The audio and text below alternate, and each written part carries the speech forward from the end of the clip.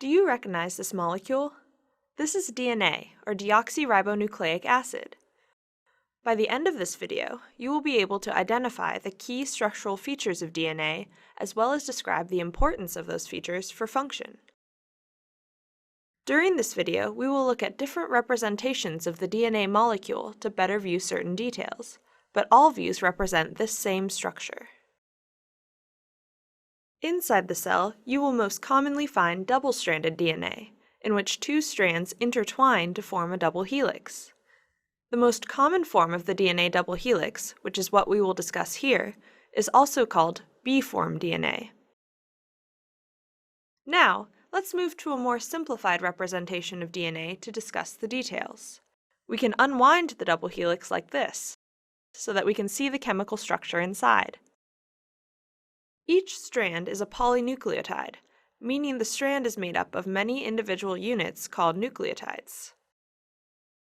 A nucleotide has three components: the 5-carbon sugar, a phosphate group, and one of 4 possible nitrogenous bases: adenine, guanine, thymine, and cytosine. The nitrogenous base is always attached at the 1' carbon of the sugar. If we count from there, we can see that there is a phosphate between the 5' carbon of one sugar and the 3' carbon of the neighboring sugar. The sugar is called deoxyribose because it is missing a hydroxyl group at the 2' carbon, which is present in ribose. Because of this, nucleotides in DNA, deoxyribonucleic acid, are called deoxynucleotides. Nucleotides attach to each other in the DNA strand by phosphodiester bonds. The phosphate group of one nucleotide binds to the 3' oxygen of the neighboring nucleotide. Thus, we can see that the sugars and phosphate groups make up the DNA backbone. The carbon numbering is key to describing the directionality of the DNA strand, 5' to 3'.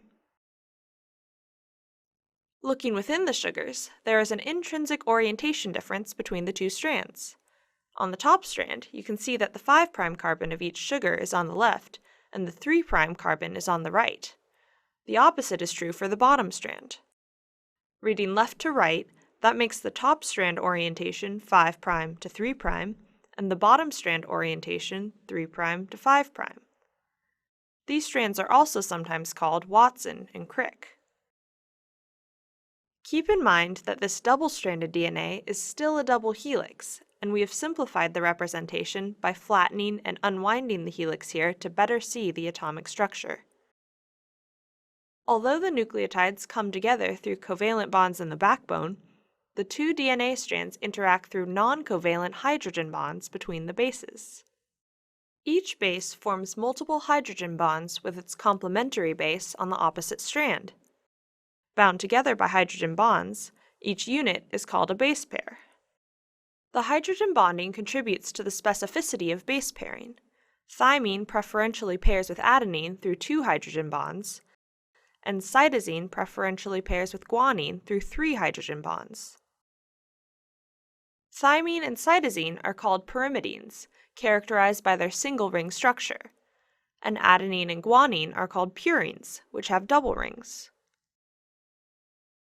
The geometry of the AT, or TA, and GC, or CG, base pairs is the same, allowing for symmetry and base stacking in the helix. This mostly has to do with the distance between the backbones and the angles to which the base is attached to the backbone. Other base pairs, like GT for example, do not have the same geometry, cannot form strong hydrogen bonds, and disturb the helix. The double helix structure of DNA is highly regular. Each turn of the helix measures approximately 10 base pairs. In addition to the hydrogen bonding between the bases, the stacking of the bases also stabilizes the double helix structure. These pi-pi interactions form when the aromatic rings of the bases stack next to each other and share electron probabilities. The regularity of the helical structure forms 2 repeating and alternating spaces called the major and minor grooves. These grooves act as base pair recognition and binding sites for proteins. The major groove contains base pair specific information, while the minor groove is largely base pair nonspecific. This is because of the patterns of hydrogen bond acceptors and donors that proteins can interact with in the grooves. In this way, the DNA can be acted upon in either a sequence-specific or non-sequence-specific manner, allowing proteins to position themselves correctly in the genome to carry out their designated tasks. This is the DNA double helix, and you've now learned the structural features that influence its function. We hope you've enjoyed exploring this amazing molecule with us.